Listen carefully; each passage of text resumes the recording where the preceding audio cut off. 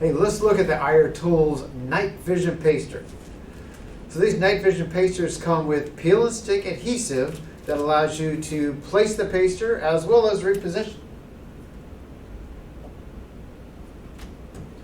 You can use these on any target. This may be a target that you've printed out from the internet. It may be a target that's sitting around at your house. Any target, it doesn't matter. How would you use this? Certainly you can use this for zeroing.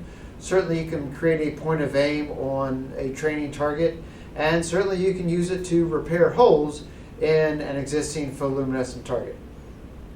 So a couple tips for this. You will want to charge it at least a minute or two using a bright flashlight, but as much as 20 minutes in bright white sunlight. With a full charge, you'll be able to get 1 to 2 hours of visible sight and as much as 8 hours with night vision. So these are available right now in kits of 12 or 48 on the IR.Tools store. Thank you.